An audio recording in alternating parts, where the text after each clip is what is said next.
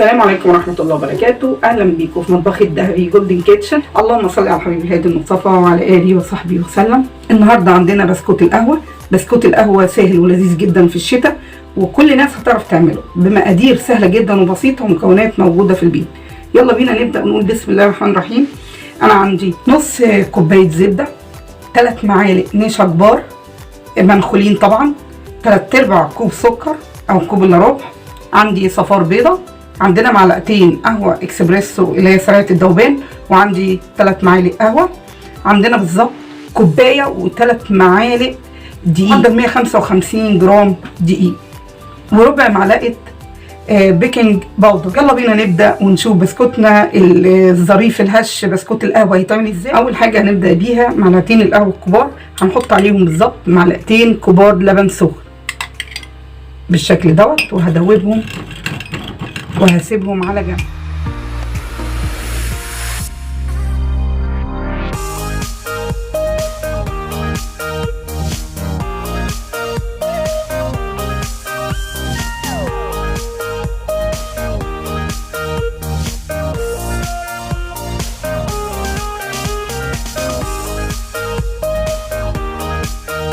سيبوها تبرد لغاية لما اشتغل في المكونات بتاعتي.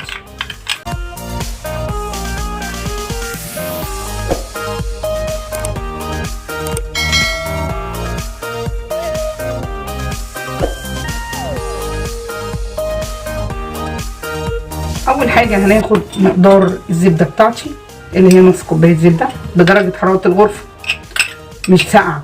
لو هي ساقعه هتجمد كل المكونات معايا والزبده هتفك معايا، لازم تبقى بدرجه حراره الغرفه. السكر بودره، كوبايه الا ربع سكر بودره، هنزلهم وبضرب الزبده بتاعتي مع السكر لغايه لما تبقى هشه. ضربنا يا جماعه لغايه لما وصلت بالطريقه ديت، شايفين بقت هشه ازاي وجميله مع السكر. اروح جايه حاطه صفار البيضه بتاعتي واضرب.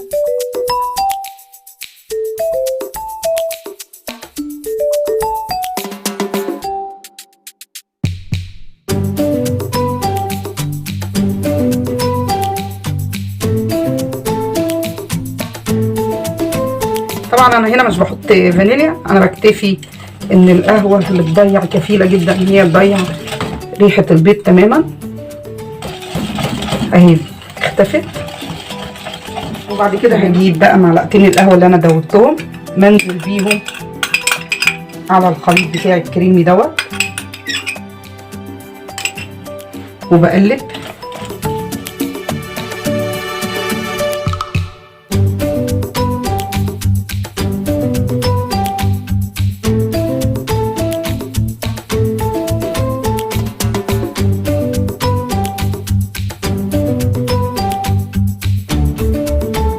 هنزل بالدقيق بتاعي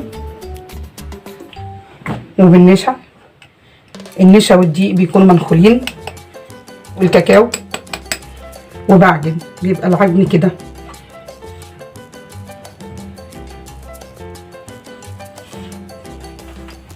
بعجن فيها يا جماعه لغايه لما تبقى طريه وبالشكل اللي انتوا شايفينه قدامكم ده، وبتتقطع، بشدها بتتقطع. هو ده الطريقه الصحيحه ليها. بروح جايه بقى قطعاها كده نصين، خلي جزء عدم، واخد الجنب واحد منه وافرده كده رول، افرده بطريقه طوليه كده تتشكل الاول. بصوا سهله جدا، تتشكل بطريقه بسيطه جدا وسهله. ما تتخيلوش كميه الكوبايه و3 معالق دي هتعمل لكم ما شاء الله بسكوت كتير جدا. قطع بالشكل ده صغير جدا بحجم كده البونبونيه صغيره، وبعدين هنكورها ونحطها في الصينيه وهنخليها شبه حبه القهوه بالظبط.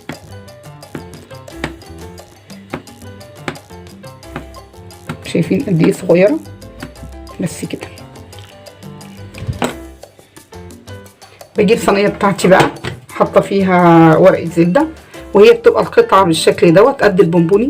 انا بشكلها كده بيضاويه يا جماعه، ما بتبقاش، بتبقى القطعه بيضاويه كده، وبرصها بالشكل ده، ما بتبقاش مدوره، بتبقى على شكل بيضاوي اهيت كده.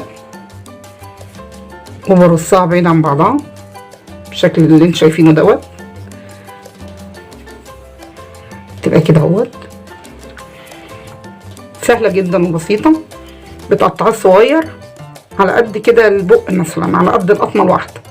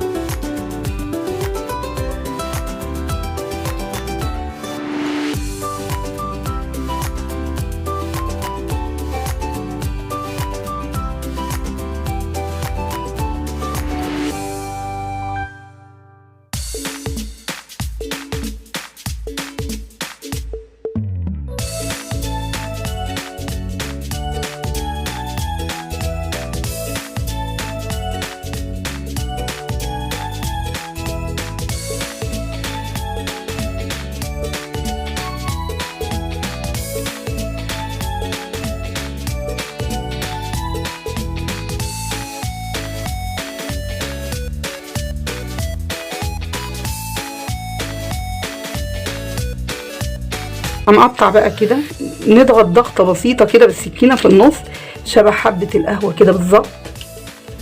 ما نضغطش لتحت قوي، انا مش بضغط لتحت، انا ضغطه بسيطه وخفيفه جدا عشان تدي شكل القهوه، تدي شكل حبه القهوه بالظبط. بصوا، وبعدين بحطها في التلاجة بقى تستريح. بص شكلها جميل ازاي.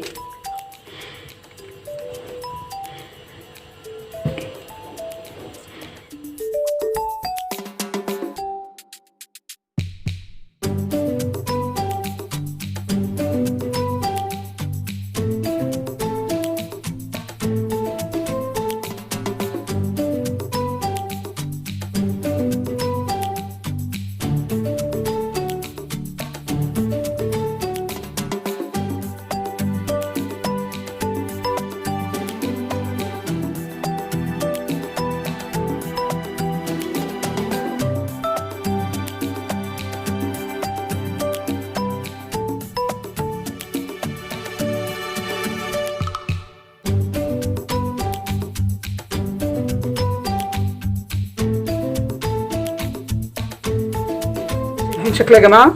هنسيبها في التلاجة ساعة بالظبط تستريح، وبعدين هدخلها فرن متوسط الحرارة. هسيبها في الرف الأوسط، ما تطلع هوريها لكم شكلها عامل ازاي. شكلها جميل جدا.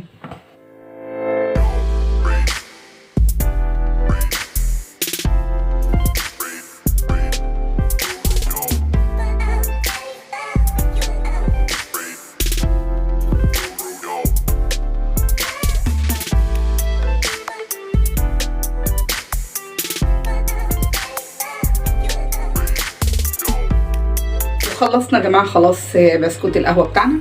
طلع حاجه رائعه جدا. حاجه جميله جدا. بصوا الحبه جميله ازاي وصغيره، شكلها جميل جدا ومقرمشه وطعمها طعم القهوه. حاجه بسيطه وجنب الشاي. اكتر ناس في الشتاء بتاكل الحاجات دي جنب الشاي. ولو عجبكم طريقتي ما تنسوش تعملوا لايك وشير وتشتركوا في القناه وتفعلوا الجرس عشان يوصلكم كل جديد. وشكرا لكم.